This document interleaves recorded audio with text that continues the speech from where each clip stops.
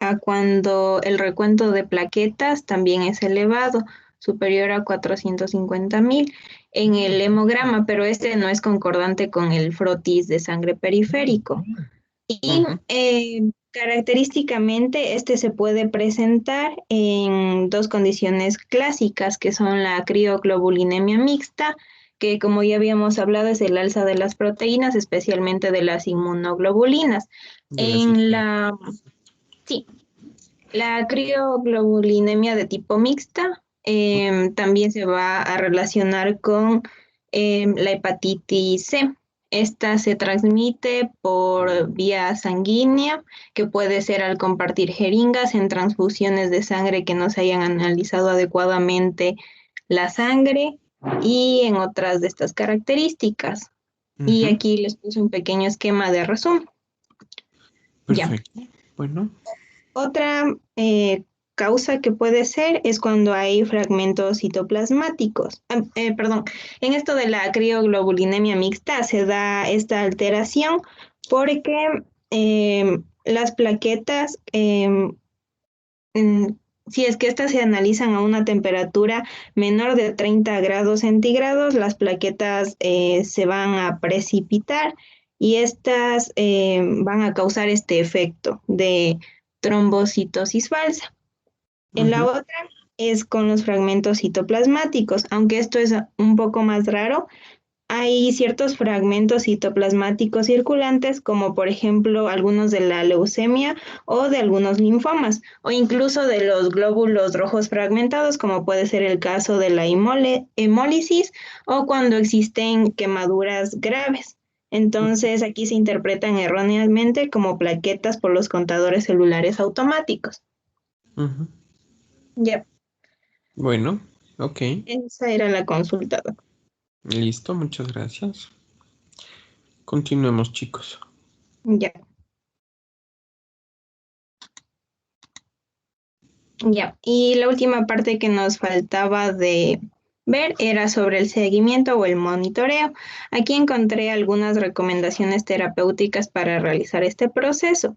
Mencionaba que el control clínico se debe basar en la estratificación del riesgo, en la cual se debe realizar de manera exhaustiva en el paciente porque puede tener una probable morbilidad asociada al tratamiento, dependiendo de cuál sea este.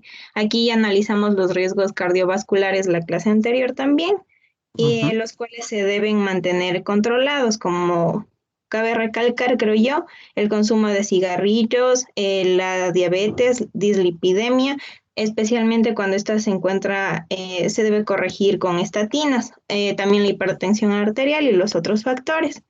También se debe considerar el uso de aspirina en bajas dosis cuando se presenta, cuando sea necesario, pero excepto en los casos cuando exista un antecedente de hemorragia o haya la presencia de la enfermedad de von Willebrand adquirida. Ujú. También se debe estratificar este tratamiento de acuerdo al riesgo de trombosis.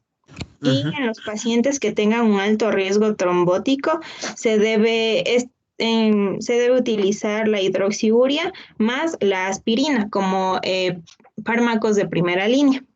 Ujú. Y en los pacientes que sean intolerantes o refractarios a esta primera línea o menores de 50 a 60 años, se debe utilizar fármacos no leucemogénicos, como mencionamos que era el interferón alfa y también la anagrelida. Ujú.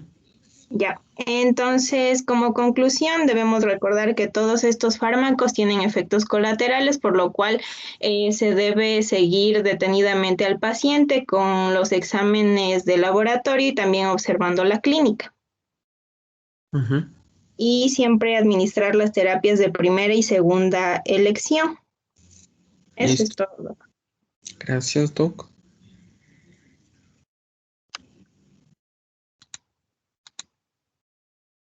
Entonces, Saraí, ¿cuáles serían las diferencias entre trombocitosis esencial y trombocitosis reactiva?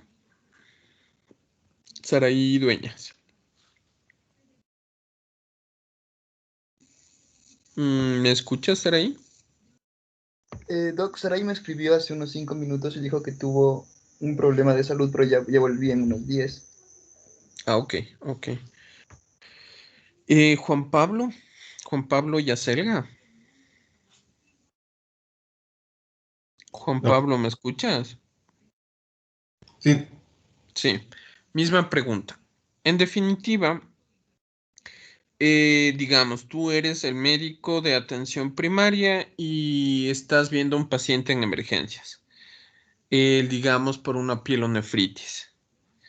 Le haces una biometría y encuentras plaquetas de 1.200.000. ¿Qué te haría pensar en trombocitosis reactiva versus trombocitosis esencial? la reactiva puede ser secundaria a una enfermedad subyacente. ¿Cómo cuál? Por ejemplo, trastornos infecciosos o procesos inflamatorios. Ya. ¿Y qué harías con este paciente? ¿Qué piensas? ¿Es una reactiva o es una esencial? Mm, ¿Cuál era el grupo etario y qué es más frecuente? ¿Cuál es el grupo epidemiológico más frecuente para un esencial?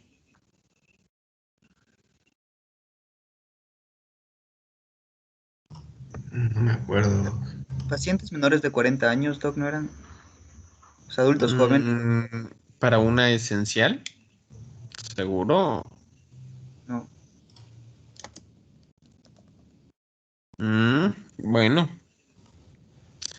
Doc, ¿no era sexo lo del femenino, Eran autismo? mayores, eran pacientes mayores, Doc. exacto. Era Y lo más contrario. frecuente en mujeres que hombres, ¿no? De 50 años para Eh, arriba. ¿Y qué examen le solicitarías?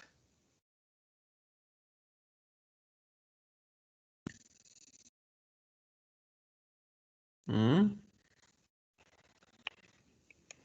Chicos, Doc, no había que ver si es que presentaba una mutación en el JAK. Ajá, en el JAK. perfecto, perfecto. Entonces, bueno, primero, si es un paciente que tiene un proceso infeccioso, esperas a que pase el proceso infeccioso, porque es mucho más común una trombosis reactiva, ¿no es cierto? La trombosis reactiva como tal, la reactiva, ojo, la reactiva, no requiere un tratamiento específico.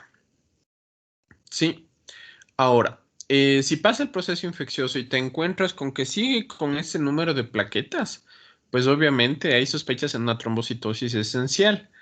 Pides, exacto, la mutación de Jack, ¿sí?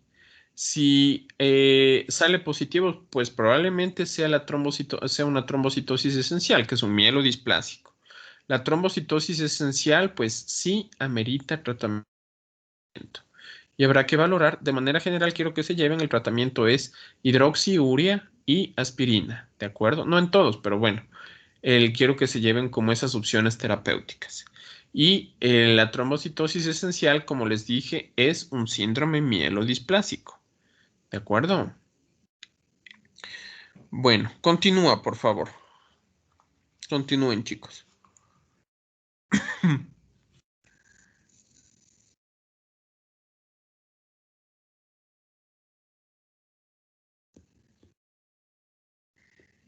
Ya van a proyectar el siguiente tema, Doc.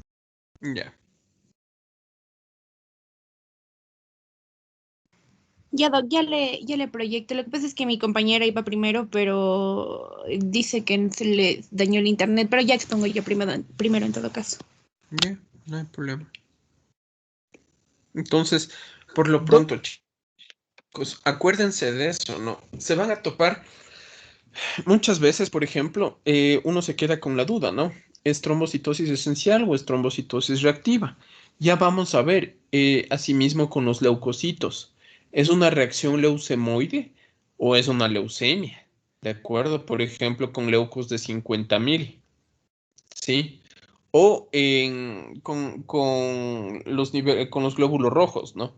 ¿Es una policitemia vera o es una poliglobulia secundaria? Obviamente, epidemiológicamente es mucho más frecuente la poliglobulia secundaria, pero esos son algunos tips que les lleva a pensar en si es reactiva o realmente es un mielodisplásico, ¿no? La mutación de Jack también es frecuente, por ejemplo, en policitemia vera, chicos. ¿De acuerdo? Son cosas a tomar en cuenta. la policitemia vera puede acompañarse de trombocitosis, ¿de acuerdo? Pero en este caso, el aspirado medular determina el diagnóstico, ¿de acuerdo? Ya. Listo, continuemos, porfa, chicos. Entonces, verán, más o menos para contextualizar el tema que van a revisar. Bueno, ahí en vez de neutrofilia es neutropenia, ¿no? Un dato interesante, pues muchas veces ustedes se van a topar con pacientes no solo con leucocitosis, sino el lado contrario, leucopenia, ¿de acuerdo? Y dentro de la leucopenia, pues hay que identificar si esta leucopenia es a expensas de qué tipo de leucocito. Por lo regular, lo más frecuente son neutropenia o es linfopenia. Es importante, chicos, porque dentro de las causas de neutropenia, por ejemplo, hay algunas. Hay desde medicamentosas, como hay fármacos, por ejemplo, los fármacos antitiroideos, el metimazol, sí, que es un antitiroideo, no confundan con el metamizol, que es un AIN, ¿de acuerdo? El metimazol, que es un antitiroideo, pues uno de los efectos adversos es la neutropenia, agranulocitosis, ¿de acuerdo? Y es un efecto adverso severo. O, por ejemplo, los pacientes que entran a quimioterapia y desarrollan leucopenia, ¿no? El peor es que cuando los neutrófilos están súper bajos, aumenta el riesgo de sobreinfecciones. Tanto es así, chicos, que hay un capítulo en la parte de medicina interna, infecto, que se llama neutropenia febril. Muchos pacientes con neutropenia febril, chicos, a veces ni siquiera se espera sacar el cultivo, sino ya reciben esquemas antibióticos, con piperacilina tazobactam, por ejemplo, ¿sí? O en neutropenia severa se da profilaxis, ¿de acuerdo? Entonces, la neutropenia, chicos, puede ser multifactorial, ¿sí? Pero sobre todo en pacientes con algún grado de inmunosupresión, por ejemplo, postquimio, ¿sí? La neutropenia severa es un factor de riesgo para sobreinfección. De acuerdo. El- la linfopenia, en cambio, pues es igual multifactorial. Desde virales, por ejemplo, en infección por COVID pueden encontrar linfopenia, infección por HIV, dengue, citomegalovirus, chikungunya, ¿de acuerdo? Entonces, algunas causan linfopenia. Hay ciertos virus, por ejemplo, Epstein-Barr o citomegalovirus, que puede provocar linfocitosis atípica, unos linfocitos con un núcleo súper grandote, ¿de acuerdo? Entonces, es importante que cuando vean leucopenia, pues traten de identificar si se trata de una neutropenia o linfopenia, ¿de acuerdo? De hecho, la caída del resto de líneas celulares es bastante menos frecuente y significativa. El, ¿Qué más? De hecho, hay un fármaco que se usa sobre todo en pacientes postquimio, que se llama el Neupogen, que es el factor de crecimiento de granulocitos y monocitos, que se coloca subcutáneo, ¿de acuerdo? En indicaciones específicas. Entonces, yo lo que quiero que se lleven, y vamos a revisar aquí, chicos, es en qué sospechar cuando tengo neutropenia o tengo linfopenia y qué voy a hacer. Dentro de este tema, porfa, les voy a pedir de que en la parte de tratamiento también quisiera que revisemos un poquito de los esquemas antibióticos y esquemas profilácticos para lo que es neutropenia febril. Porque muchas veces ustedes, igual como médicos de atención primaria o médicos de emergencia, igual se van a topar, por ejemplo, con pacientes oncológicos que han recibido quimioterapia y van a emergencia por fiebre, ¿no? Entonces es importante eso. ¿De acuerdo? Comencemos, por favor. Ya, Doc. Entonces, bueno, yo les voy a hablar sobre linfopenia. A ver, espérenme un segundo. Ok, ya. Ya. Entonces, para empezar, debemos saber qué son los linfocitos. Bueno, los linfocitos son células del sistema inmunológico que forman parte del sistema inmunitario adaptativo. Entonces, vamos a tener dos estirpes celulares que van a ser los linfocitos T y los linfocitos B, que se unen respectivamente a los receptores para linfocitos T y poseen anticuerpos de membrana, los linfocitos B. Entonces, vamos a tener que estos van a detectar estímulos y van a desencadenar respuestas. Estos actúan de forma específica ante un determinado antígeno. Es decir, que cada linfocito va a tener receptores con una sola especificidad y que son capaces de reconocer cada uno, o sea, individualmente, millones de antígenos, según su diferenciación. Entonces, tenemos los linfocitos T, que van a reconocer lo que son antígenos proteínicos, y los linfocitos B, que van a reconocer tanto antígenos proteínicos como antígenos glúcidos, de ácidos nucleicos y de lípidos. Entonces, los linfocitos B van a estar encargados de lo que es la inmunidad humoral, y los linfocitos T van a estar encargados de lo que es la inmunidad celular por medio de la unión de antígenos peptídicos que están unidos al complejo mayor de histocompatibilidad. Dependiendo del tipo de linfocito, sea CD4 o CD8, va a estar unido el CD4 al complejo mayor de histocompatibilidad de tipo 2 y el CD4 al tipo 2 y el CD8 al tipo 1. Entonces, bueno, aquí tenemos más o menos como las funciones que van a realizar estos. Entonces, si tenemos un linfocito B, este va a tener la capacidad de reconocer un antígeno y va a activarse. Entonces, este va a convertirse en una célula plasmática que va a ser capaz de secretar anticuerpos, y con esto va a llevar a la neutralización del microbio, a la fagocitosis y también a la activación del complemento. Y con respecto a los linfocitos T cooperadores, que serían los CD4, estos van a reconocer antígenos microbianos presentados por una célula presentadora de antígenos que, como les mencioné, están unidas al complejo mayor de histocompatibilidad de tipo 2, y van a ser capaces de producir citocinas que van a llevar a la activación de los macrófagos, a la inflamación y a la proliferación y activación de los linfocitos T y B, por eso se llaman cooperadores. Entonces, también tenemos los linfocitos T citotóxicos o los CD8, que estos van a reconocer los complejos mayores de histocompatibilidad que se van a presentar sobre la membrana de una célula que esté infectada, ya que estos van a reconocer intracelulares. Entonces, va a desarrollar la respuesta y se va a dar una muerte de la célula infectada. Y también tenemos los linfocitos T reguladores, que estos van a ser los que van a suprimir la respuesta de los linfocitos para evitar respuestas autoinmunes. Entonces, con respecto a la formación y maduración, vamos a tener que, o sea, principalmente para la formación de los leucocitos, vamos a tener las células troncales hematopoyéticas, que van a derivar precursores pluripotentes, y vamos a tener dos líneas, que son las células madres mieloides y las células madre linfoides. Entonces, a partir de las células madre mieloides se van a formar los glóbulos rojos, las plaquetas, los granulocitos, que vendrían a ser los neutrófilos, los eosinófilos y los basófilos, y los monocitos. Y con respecto a las células madres linfoides, van a dar la formación de los linfoblastos, luego del prolinfocito y finalmente de los linfocitos, ya sea T, B o natural killer. Entonces, después de esto, del precursor linfático común, vamos a tener la línea de los linfocitos B y de los linfocitos T. Entonces, estos se van a generar en órganos linfáticos. Entonces, se le conoce que los de la línea B, o sea, los linfocitos B, vienen de la médula ósea, y los linfocitos T son llamados linfocitos T porque maduran en el timo. Entonces, bueno, después a partir de la sangre, en la linfa vamos a tener antígenos que van a ser reconocidos por estos linfocitos inmaduros o vírgenes, y van a adquirir maduración. Entonces, estos son capaces de responder y recircular por el organismo para poder encontrar los antígenos y llevar a cabo su actividad inmune. Ya.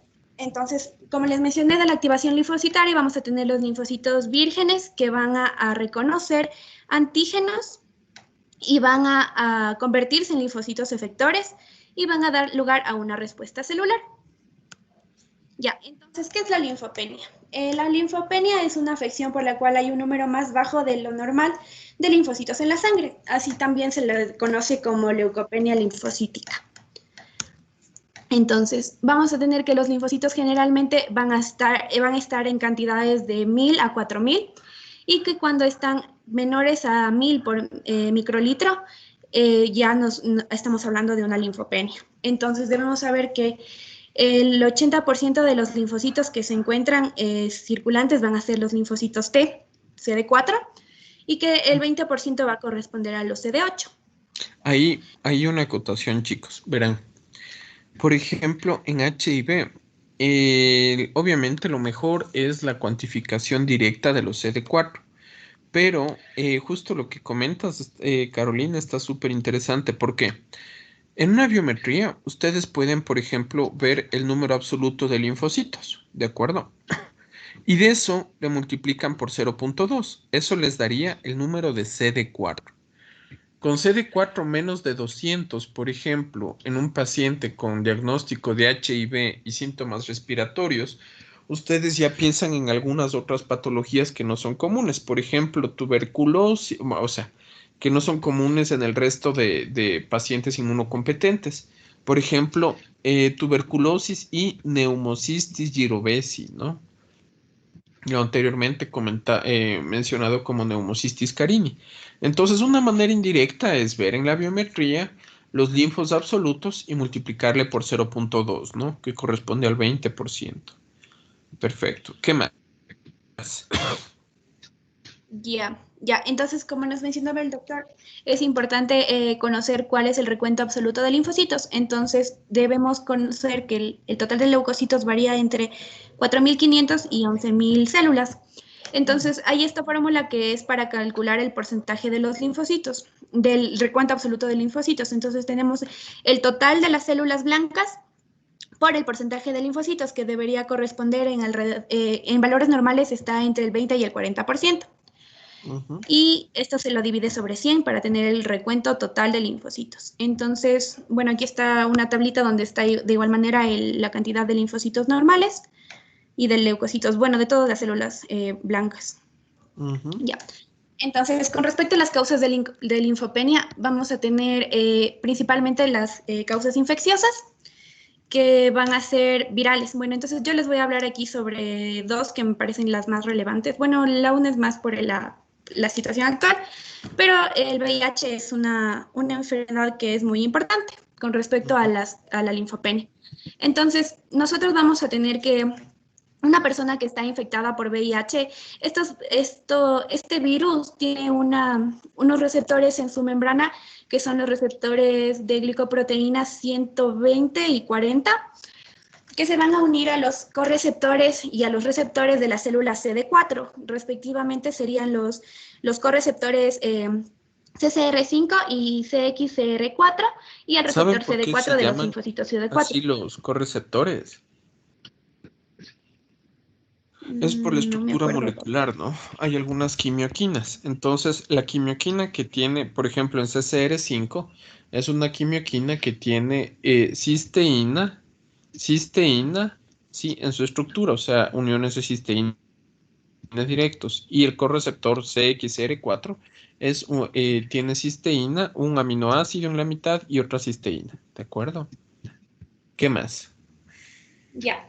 Entonces, bueno, como les estaba diciendo, el VIH va a infectar los linfocitos CD4. Entonces, este virus tiene la capacidad de replicarse dentro por mucho tiempo y puede llevar, o sea, literalmente lleva a la destrucción de los linfocitos CD4 por su ciclo lisogénico y lítico. Entonces, esto va a ser el principal mecanismo por el cual se van a destruir los linfocitos CD4 con respecto al VIH. Ya. Entonces, con respecto al SARS-CoV-2, entonces estaba viendo un artículo que mencionaba más que nada con respecto a las complicaciones que se puede dar por una linfopenia en estos pacientes. Entonces, ya les voy a hablar igual sobre el agotamiento linfocítico para que me entiendan más o menos esto. Entonces, con respecto a los pacientes que no sobrevivieron a esta infección, se les encontró que tenían un recuento linfocitario súper bajo. Entonces, esto nos llegó a informar que la linfopenia se puede utilizar como un marcador de mal pronóstico en esta enfermedad, sobre todo en pacientes jóvenes. Entonces, mencionaba que el corte que se utilizó para estos pacientes era de menos o igual de 1.100 células por microlitro, y que tienen un riesgo 3 veces mayor de fallecer. Ya, entonces tenemos las otras causas que vendrían a ser infecciones igual bacterianas, por hongos o parásitos, por tuberculosis, por ejemplo, o histoplasmosis o malaria. Y bueno, vamos a tener aquí la forma en la que actúan los linfocitos de manera normal. Entonces, nosotros vamos a tener que en una infección, por ejemplo, en este ejemplo sería viral, hay un aumento de la carga viral y conforme aumenta la carga viral va a haber un aumento también de los linfocitos T efectores. Entonces, estos van a sobrepasar el nivel de la carga viral y van a conseguir que se disminuya y de esta manera, de igual forma, va a estar disminuyendo la respuesta de las células T y tiene el beneficio de generar células de memoria, que estos van a servir para responder a infecciones futuras. Sin embargo, en las infecciones crónicas puede llevarse que haya en la infección viral un aumento de la carga viral, que haya un aumento de los linfocitos T efectores. Sin embargo, esta respuesta no va a conseguir que los linfocitos, que la carga viral disminuya. Por ende, los linfocitos van se van a estimular estos receptores que son los PD1, que son el receptor de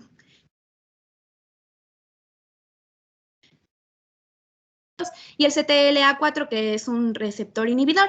Entonces, estos se van a estimular y va a caer la respuesta de los linfocitos T y esto se conoce como agotamiento linfocitario, por lo que la infección va a mantenerse latente y va a causar linfopenia.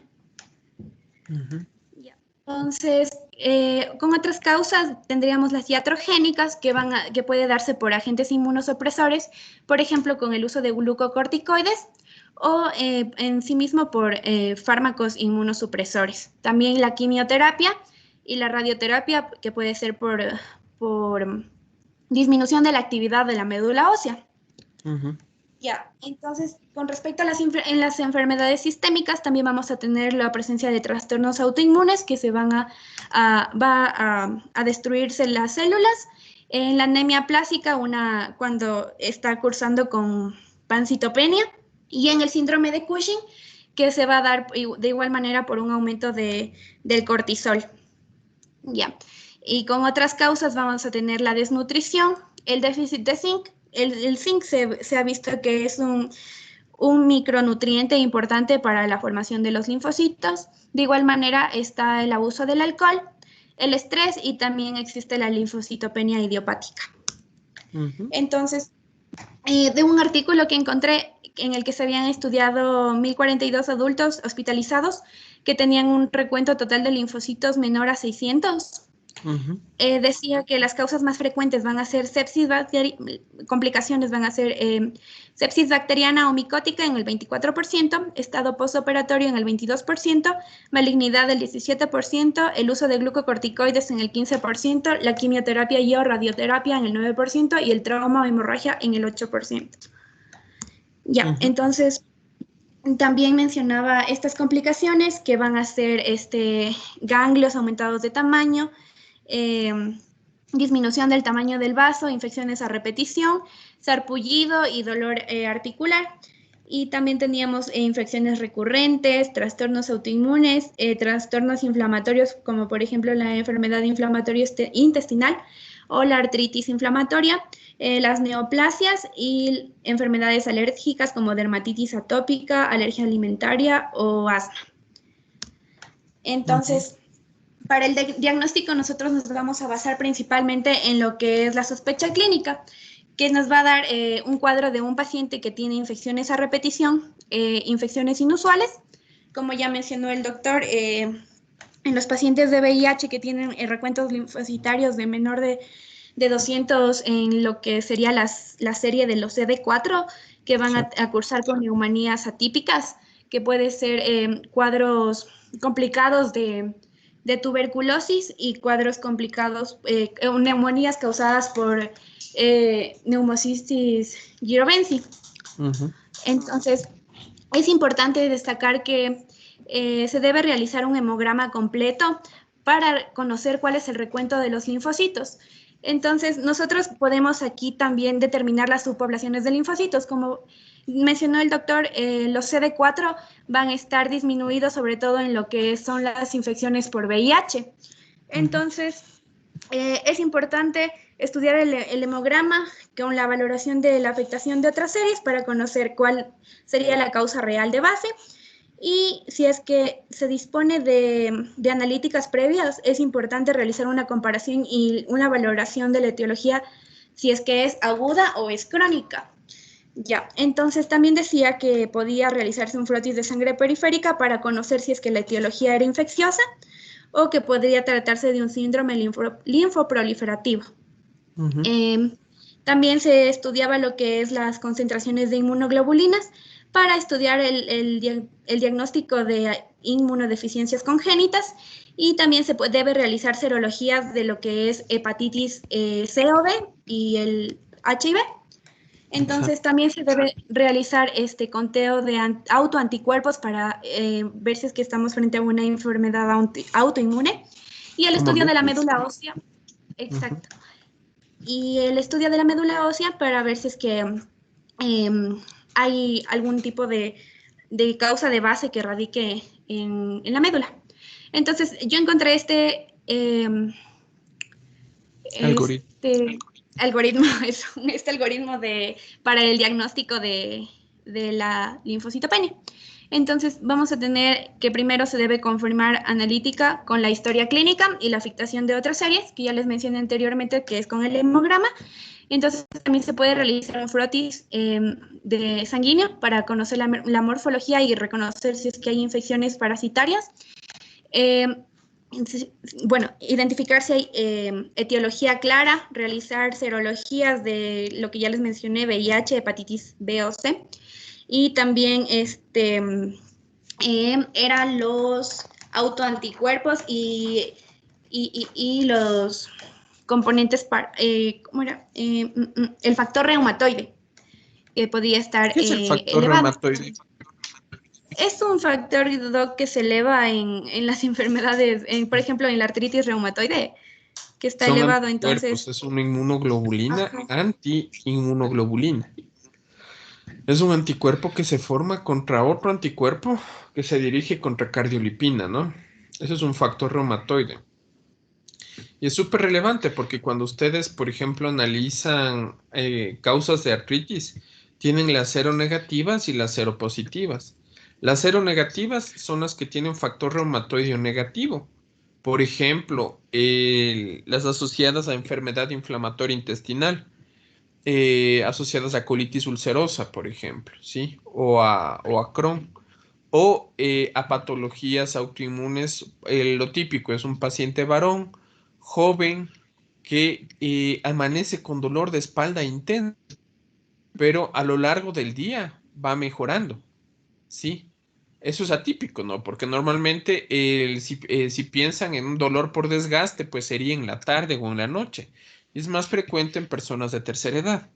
Pero en este caso de este paciente joven, piensan en espondilitis anquilosante, que también cursa con artritis seronegativa, ¿no? O la artritis asociada a la psoriasis. Ya han de ver el siguiente semestre en la parte de dermatología. Lo que es psoriasis, ¿no? Son placas en superficies extensoras, ¿sí? Que pueden asociarse a onicolisis, o sea, lesión de uñas y artritis seronegativa, ¿no? Que puede ser deformativa.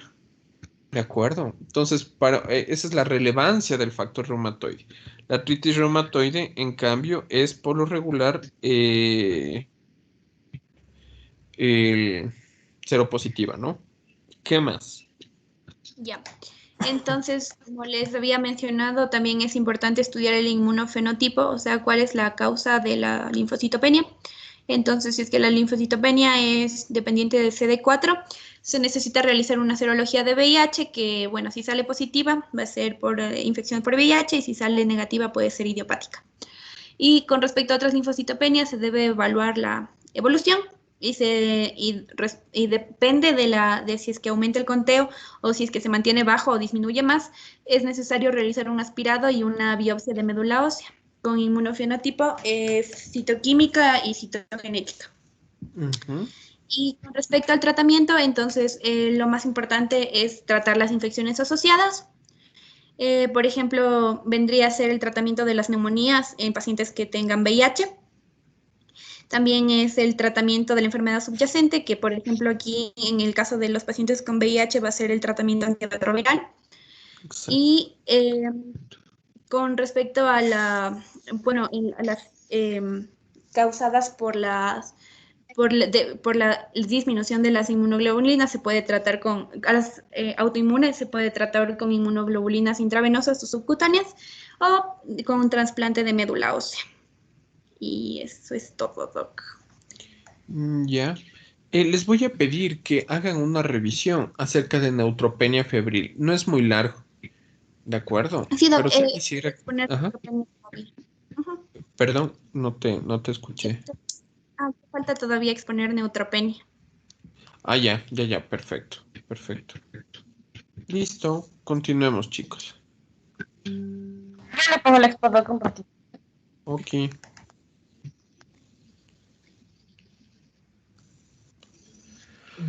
Doc, una pequeña pregunta, pero es acerca de mi tema de exposición. Lo que pasa es que a mí y a mi compañera nos tocó el linfoma Hodgkin y no Hodgkin. Ujú. Y bueno, ambos temas están un poquito larguitos y queríamos preguntarle en qué deberíamos enfocarnos para el tema. Verás, el diagnóstico, o sea, epidemiología, diagnóstico, clasificaciones como Ann Arbor, por ejemplo, el sistema Ann Arbor. Realmente quimioterapia no, tratamiento no, porque eso no lo van a usar, ¿de acuerdo? Realmente comentar tal vez así muy, solo esquema CHOP, por ejemplo, pero nada más. No quiero que entren en dosis ni cosas así porque no es útil.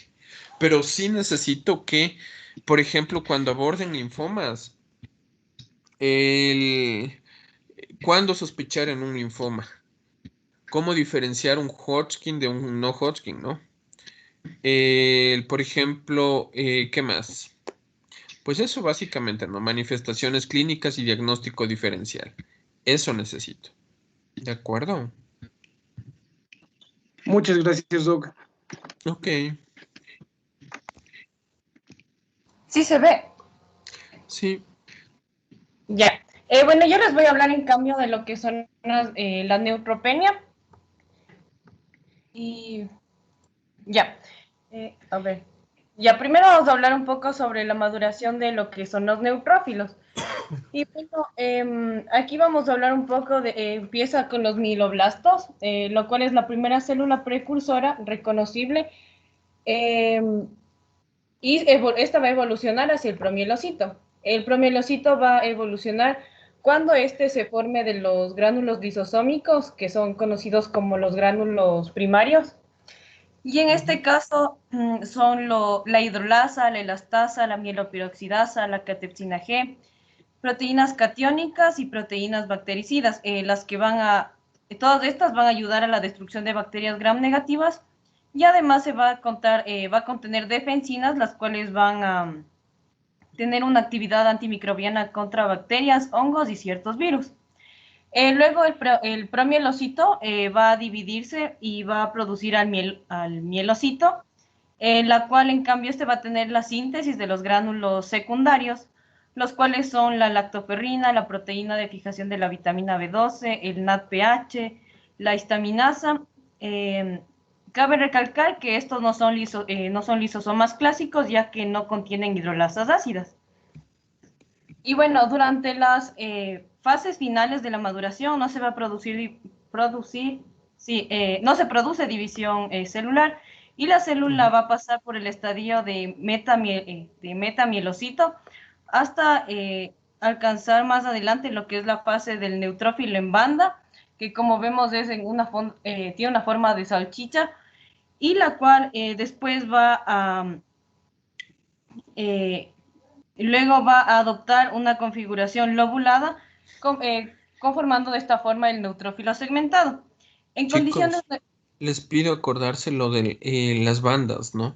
Porque uno de los criterios, por ejemplo, para sepsis severa es más del 10% en bandas o formas jóvenes, ¿no? En una biometría.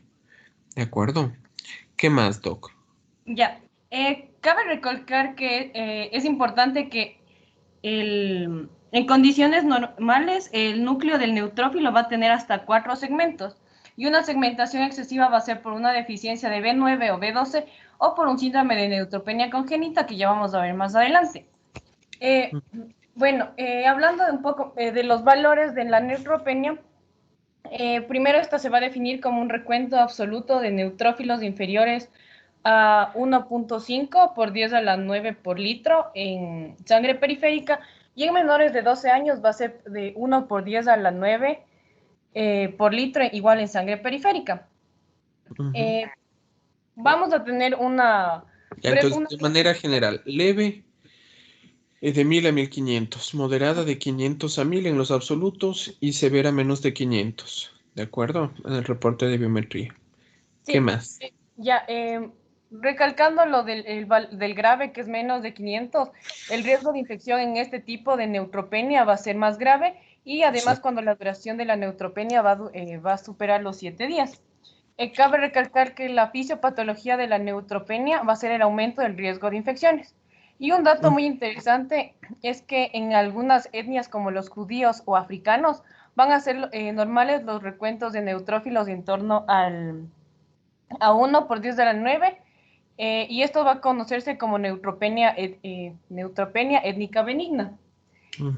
Las neutropenias van a tener, pueden ser de origen central, periférico, mixto. La central puede ser, en cambio, congénita y adquirida.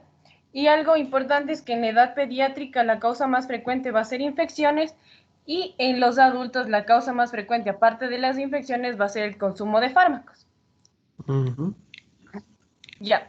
Aquí vemos un algoritmo de evaluación del paciente con neutropenia, en la que primero se va a ver criterios de gravedad de fiebre. Si lo tiene, hay que hacer un ingreso de estudio a inicio precoz del tratamiento antibiótico de amplio espectro. Cuando no hay una nueva aparición, si no hay una nueva aparición, se conoce como una neutropenia étnica, familiar, benigna o cíclica, como les mencioné en judíos y africanos. Y si hay una nueva aparición, se le debe ser por exposición reciente a fármacos o infecciones. Si es así, si es autolimitada, es una neutropenia secundaria a fármacos. Si no lo es, se tiene que realizar una biopsia, aspirado de médula ósea, una citomorfología y citometría de flujo para descartar síndrome mielodisplásico, leucemia aguda, neutropenia idiopática, leucemia de linfocitos grandes, leucemia de linfocitos grandes granulares. Y cuando la exposición reciente a fármacos no se da y hay otras citopenias, aquí y hay los niveles del ácido fólico y vitamina B12, aquí puede ver una anemia megaloblástica. ¿Qué características tienen en el frotis de sangre periférica cuando tienes déficit de B12 con respecto a los polimorfonucleares? Perdón, ¿puedes repetirla? Se entrecortó. ¿Qué características tiene el déficit de B12 con los polimorfonucleares en un frotis de sangre periférica? Que van a estar como que más gorditas, van a ver... La hipersegmentación, Doc. Exacto, hipersegmentación. O sea, ¿más de cuántos segmentos? 6 creo que eran, Doc, o 5. Exacto, más de 5. Perfecto. Esa es una característica, hipersegmentación. Exacto. Bueno, continúa, por favor.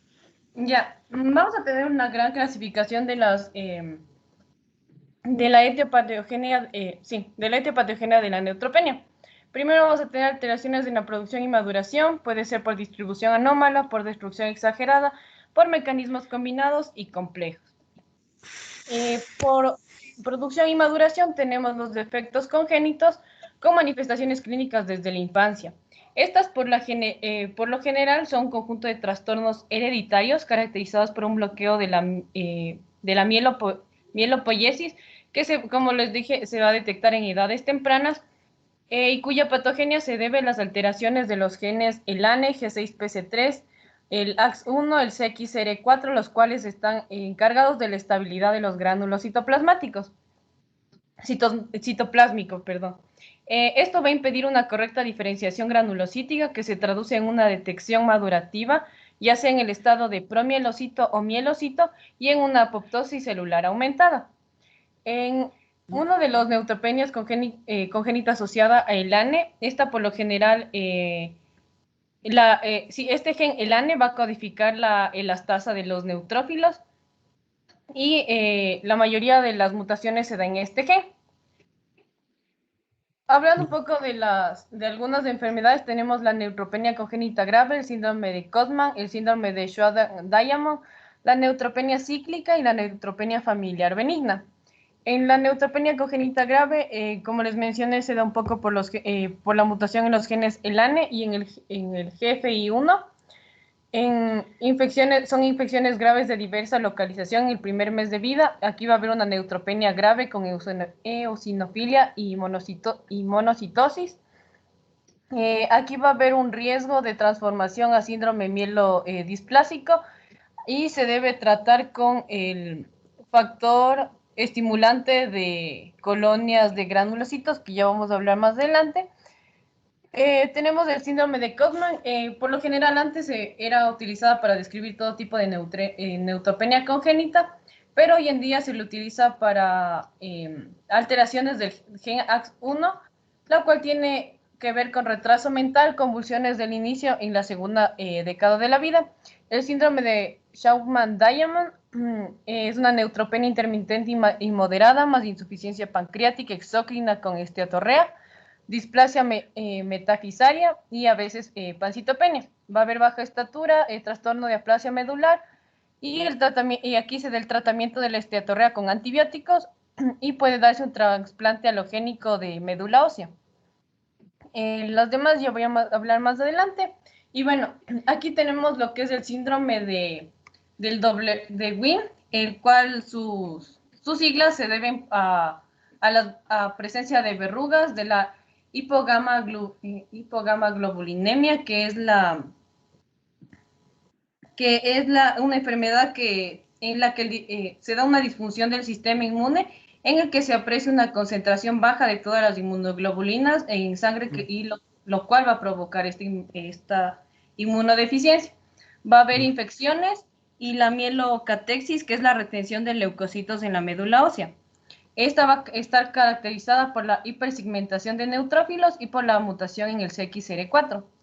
La neutropenia en recién nacidos, por lo general hay factores de la madre que pueden vincularse a esta.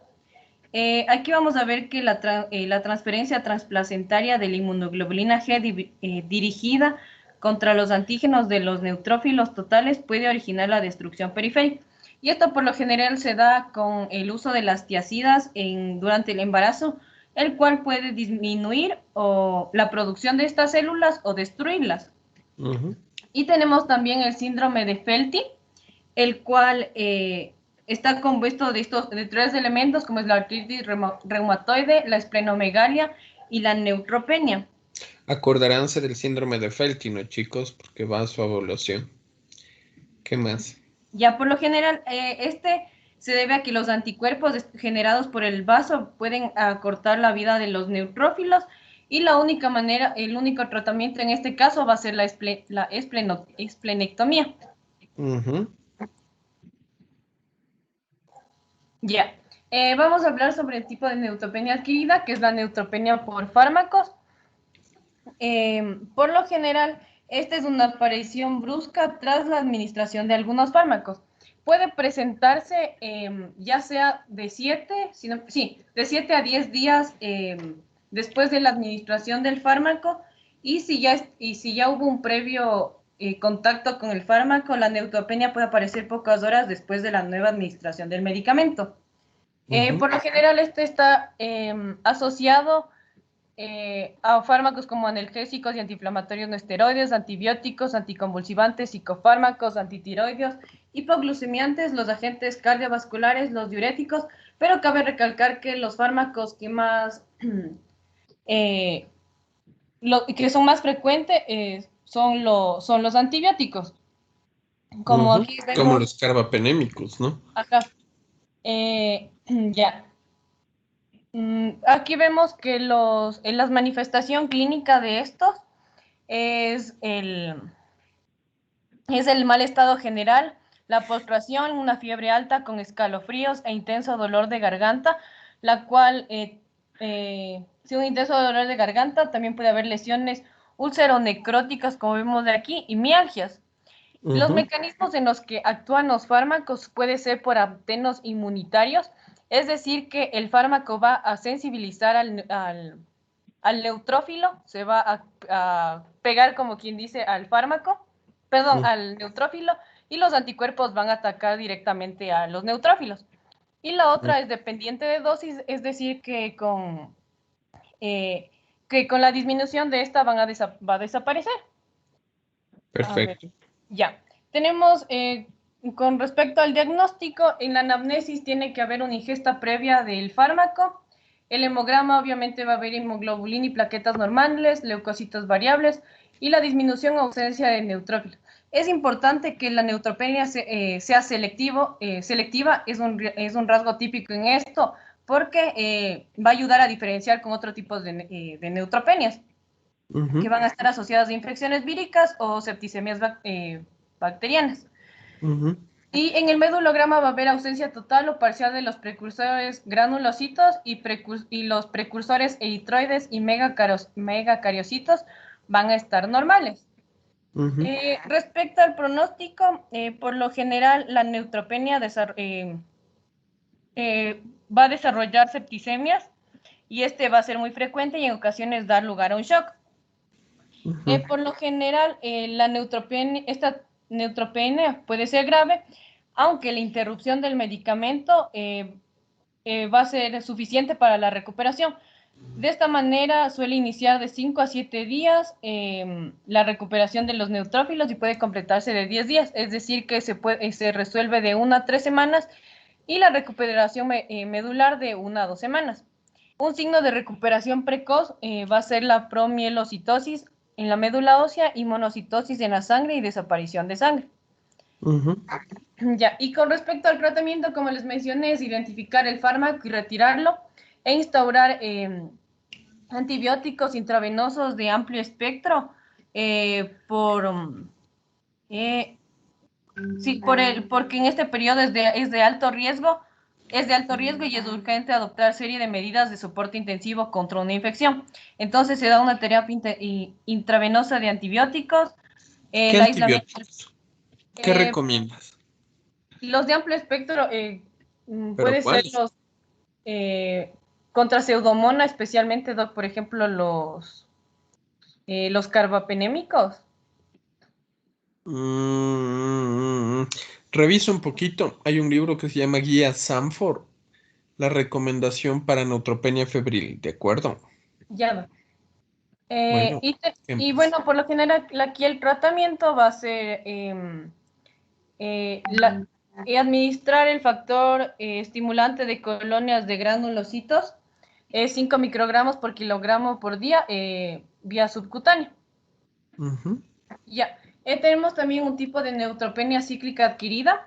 Esta, por ejemplo, puede vincularse con la expresión de linfocitos granulares grandes, que pueden ser los linfocitos T, los citolíticos naturales o células similares a estos.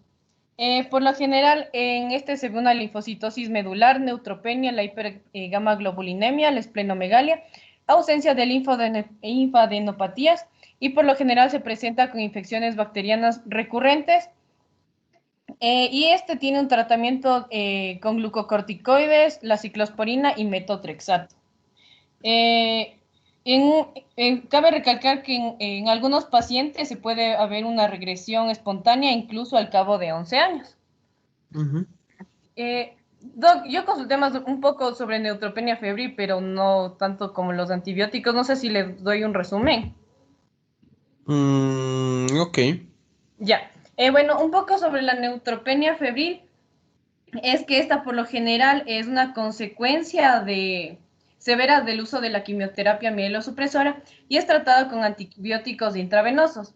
Esto también puede darse por reducciones y retraso o suspensión de la quimioterapia y es por eso que es importante establecer qué pacientes tienen mayor riesgo de desarrollar este tipo de neutropenia para que tengan una quimioterapia óptica, un tratamiento de quimioterapia óptica. Ya, aquí por lo general había un algoritmo en el que la temperatura sí es mayor de 38.5 grados centígrados y los neutrófilos se encuentran menos de 0.5, se debe O sea, dar una menos de atención. 500. Sí, perdón. Y aquí, Doc, estuve buscando qué es el MASC, pero no encontré. O sea, porque había encontrado esto como en un artículo, pero no le mencionaba más o menos cómo se Pero calculaba el MASC. es que más que son siglas, tienes que revisar en ese artículo. No, no podría decirte. Son las siglas en ese artículo.